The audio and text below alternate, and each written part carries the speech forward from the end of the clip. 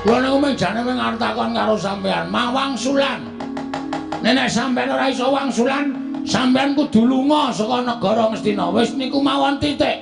Syarate mung niku mawon. Ora werna-werna. Bagong, aku kuwi ora ngerti tenan ya, Bagong. Kowe iki ya aneh kok takon karo aku. Nyatane uripe iki dhisik kowe karo Begawan Durna kok dadi kowe takon aku. Ora ono jamal mek ngerti aku kok ngerti karo wong tuamu ki sejatine sapa iki aku ora ngerti. Sampeyan niku dadi pendhita sing ampuh. Ngaten? Mula sampeyan kudu bloko. Aku ora percaya sampeyan ora ngerti. Mula sampeyan kudu bloko kali kula nek sampeyan tetep ngandhake ora ngerti, aku ora trima tenan. Bagong aja, Bagong. Ora iso. Wah, candala bondo, lebonge pakun jalan, pakake macan. Jane ora mlayu.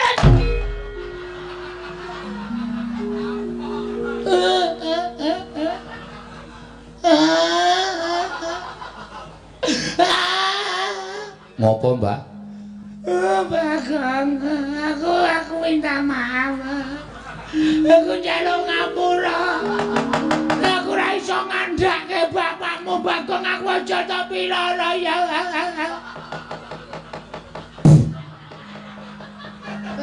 Cangkemku leboni walang. Aku njaluk ngapura ya, Bagong. Piye, Gong? Kok niki sing kudu menghakimi aku. Asli aku wis. Aku mangkel nek carane ngene iki. Saman bloko mboten. Aku ki ora ngerti. Aku ki ora ngerti tenan, Bagong. Wis, nek ora ngerti, titeno. Tendangi siramu. Sik, Gong, sik, aja ngawur. Iki pendhita lho, Gong. Terus nek pendhita tok kurang ajar tok tendangi sirahmu, aku sing ora trima. Arep dikaya ngopo iki gurune bapakku. Durna ki tau tate mulang ilmu karo bapakku. Kena kowe nesu ning aja terus mulasara kaya ngono. Bener Antasena. Matur nuwun ya putu. Aku wis tak lindungi. Meneng wae tak rembuke sing apik-apik, Mbah. Iki lho cah Bambang ning ngerti tata krama. Ora terus sampe naik dhewe. Terus ra entuk ditutuk dijotosi ra entuk. Ora entuk. Kena kowe takon ngoyak kena ning aja nganti nibake tangan. Kowe jane melu ngendi kowe? Mulak-malik kowe no, Sena. Ora positif kowe. Ora apik nek carane ngono kuwi.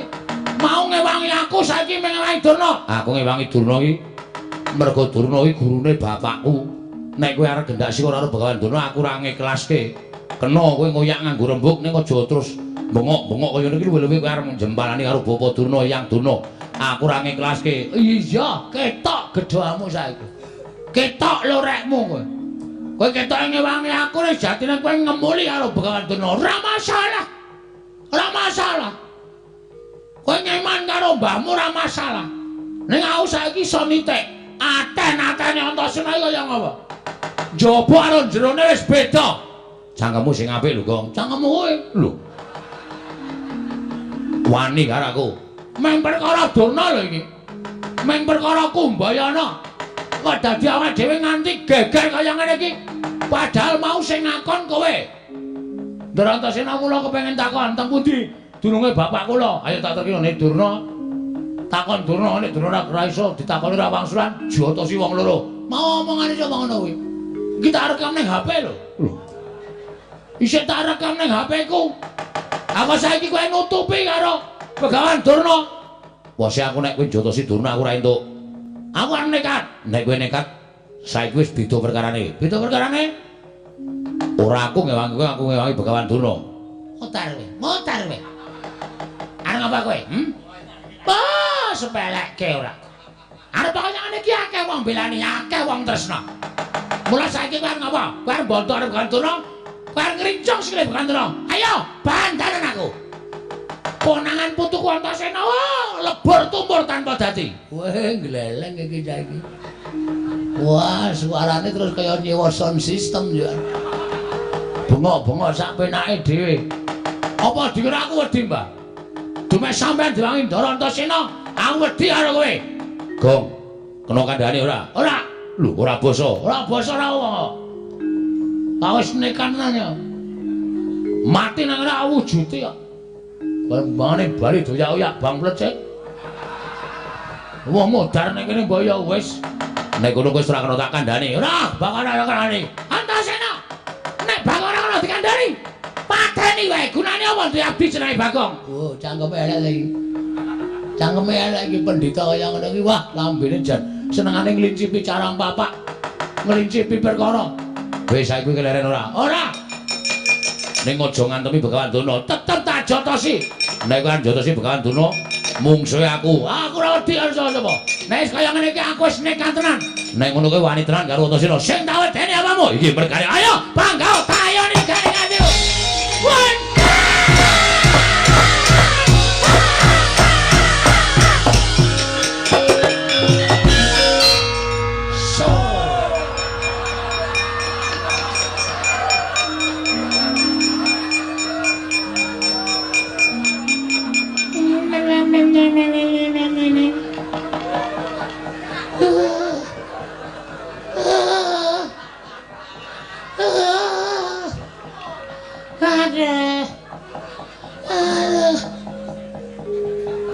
Wong kok ora hafal sandiwara.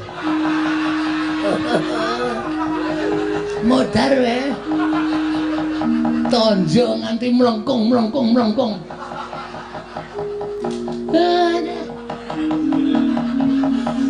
Detasil. Pripun Kakang Durna? Kula mangga tang. Bayak tugel. Waduh tenan iki. Mesti di gift. Napa? Di gift.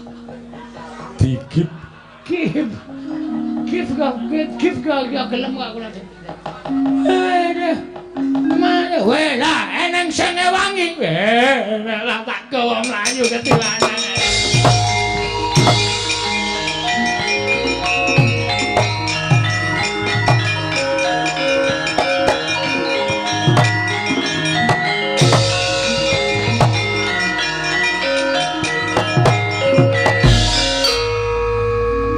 Lho kok ngerti sandiwaraku, Gong? Lho, pemain ketoprak. Aku wis paham sampean kedap-kedip mripate. Lha wis oke. Ini jak Brahman iki. Kok Durna kok ya ora sadar. Dek gleleng banget.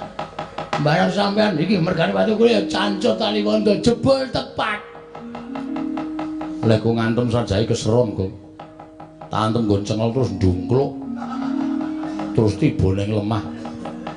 Cacat ora ya? Cacat ning wis pirot-pirot kok. Nek kula ora pati parah wong kula nggon bathuk. Bathune watos kok. Iya. Terus iki karepmu piye? Terus niki pripun? Kula ngemundi jelas Durna ora ngerti. Janjane aku arep ngene dalan karo kowe ning aku wedi, Gong. Wedi masalahe? Nek aku katut-katut mengko aku nampa duka, luwih-luwih aku bakal dipidana. Sebab ming ana siji sing ngerti, kudune ngerti ming ana siji. Sapa? Dewa.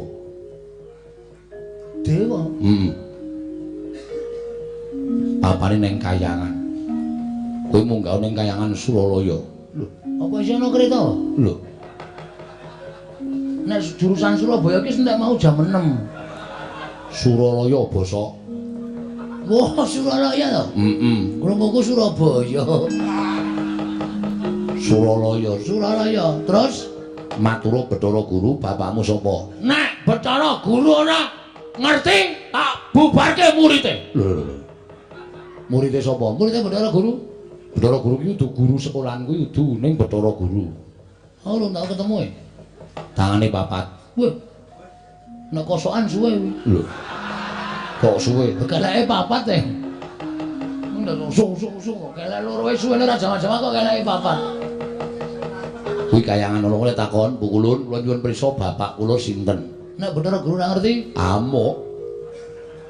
Kowe kok seneng banget nek ngajani aku elek kowe.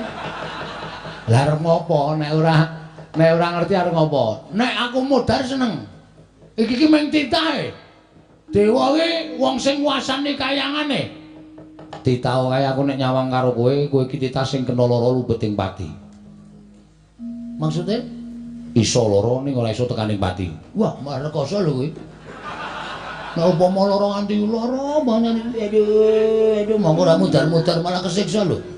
Mbok kata-kata kuwi dilangi wae. Ora kena lara, ora kena pati, ngono malah penak. Kowe titah sing ora kena lara, ora kena pati. Nah, munggah ning kayangan. Ora ana sing iso ngalahke karo kowe. Yakin aku sumpah. Mun nek nganti kula kalah cemplungke Kawah Candra di muka, tak susul. Wah, emang bluk iki menan. Iki meng kata-kata kosong iki menane. Iki nek carane majalah ming pawarta sanes kasunyatan. Engko aku nyusul nek kira-kira kowe sing menang aku tak ning donya wae engko ndak dikira aku sing aja-aja karo kowe. Ngoten nggih? Iya. Oke, ora masalah. Terus kayangan iku liwat ngabur. Wah niku tikate larang. Mabur piye carane kowe anake Semar? Ning nganti iso mabur percuma. Ala dene kuwi anake Semar, anak angkate Semar, anu mulai karo bapakmu sing tenanan ming mabur kok ora iso. Oke. Mang tonton deh. Wadake. Arep ngopo kowe? Matek aji. Tekan kayangan. Ya muga-muga ora temangsang. Mabur kok temangsang. Ora nganggo kendali rak mabur.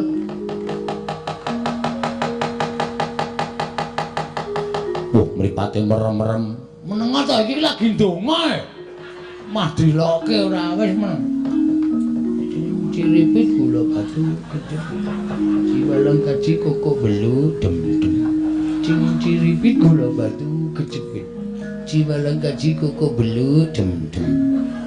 Ciripit gula batu kecepit. Ciwaleng kaji koko gelo dem-dem. Ciripit gula batu kecepit. Ciwaleng kaji koko belu dem-dem. Ciripit gula batu kecepit. Ciwaleng kaji koko belu dem-dem. Misro ta? Wis munggah e. Nelemu nganggo aji-aji kaya ngono kuwi tekan kayangan sesuk malam Minggu. Bus ngono. Ora duwe. Nang madhep rono. Nang ya kok. Tak suwun terus sing gawe jagat. Tak tendang bokomu saka kene. Aja pati-pati tiba nek ora tiba kayangan. Siap. Wis siap kula. Ya, ngati-ati ya. Ha wis.